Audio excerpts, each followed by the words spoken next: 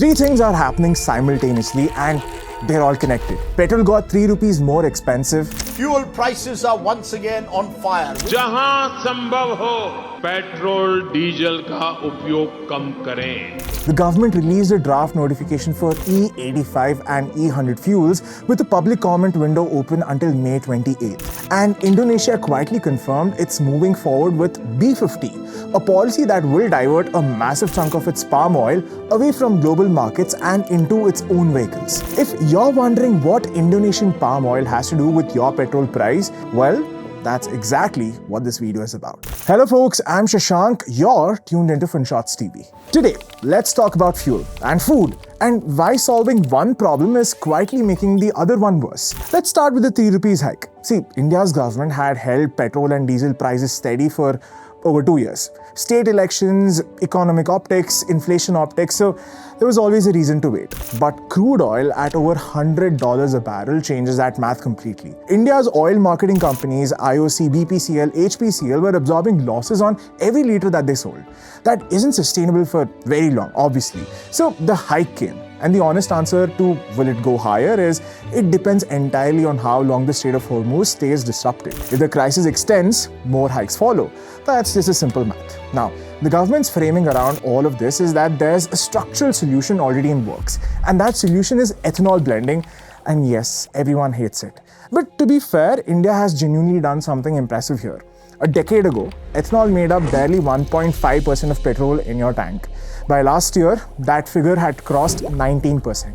The target was 20% by 2030 and India hit it 5 years early. That reduced crude oil imports by a meaningful amount and saved the government roughly 40,000 crores in foreign exchange in just the last supply year. That's not nothing. So yes, the ethanol program has worked. The question is what working actually costs and where the government is trying to take it next. Let's talk about E20 first, because chances are your vehicle is already running on it and you may not have noticed anything except slightly lower mileage, and it hurts me as a Bullet 350 owner. Ethanol has about 27% less energy density than petrol. A litre of ethanol carries less energy than a litre of petrol. So when 20% of your fuel is ethanol, you lose roughly 6 to 8% of your mileage compared to pure petrol. Your tank takes the same number of kilometers to drain, just a little faster. Now, ideally that would be offset by a lower price. Ethanol is cheaper to produce domestically than crude is to import. So in theory, E20 should cost less at the pump than pure petrol did. But it doesn't. The price per litre has stayed similar because fuel taxes, which makes up more than 55% of what you pay at the pump,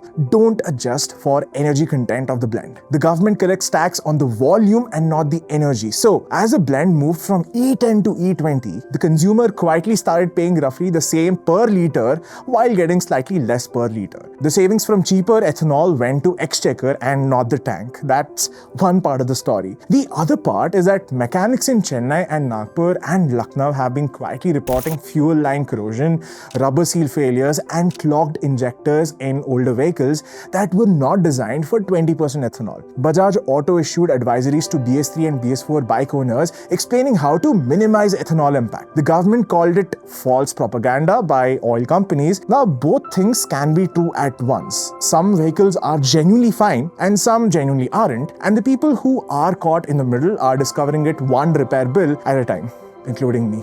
Now, this makes you ask, even with this outrage, why is the government moving to E85 and E100? The draft amendment that went out for public comment this month proposes including 85% and 100% ethanol blends as official fuel categories for personal vehicles. Tata Motors has confirmed a flex fuel vehicle by end of 2026 and early 27. Maruti and Hyundai and others are working on theirs, but the catch is our existing vehicles cannot run on E85. You just can't pull up to a petrol pump that's dispensing E85 in a car, built for E20 and expect it to end well. The infrastructure for separate storage tanks and dedicated dispensing at fuel stations don't exist yet either. So the program that the government is announcing for 2026 will need a few more years of vehicle and infrastructure rollout before it actually reaches the average person at the pump. But it doesn't mean that the current crisis, the 106 rupees petrol crisis, the Strait of Hormuz crisis will not be meaningfully erased by E85 for years. The solution being announced and the crisis happening are operating on completely different timelines. Okay, now where does the ethanol come from? India's ethanol production has grown enormously over the past decade. Maize now contributes nearly 48% of all ethanol produced,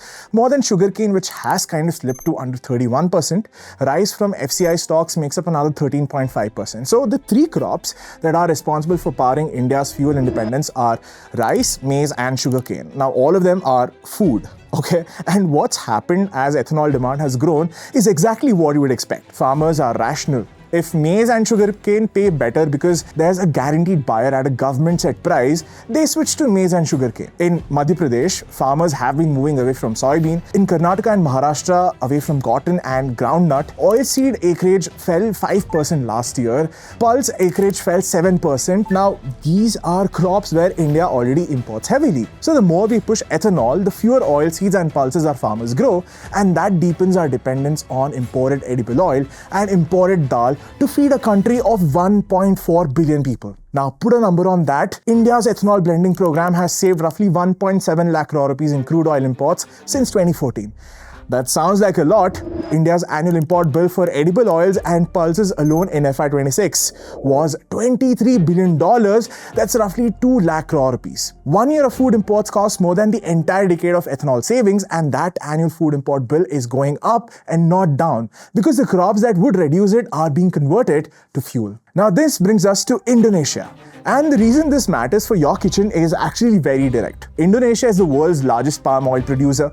Palm oil is there in everything. India's most imported edible oil, we spend about $8.3 billion on it annually, with more than half of that coming from Indonesia. It's in your cooking oil, your biscuits, your shampoo, your soap.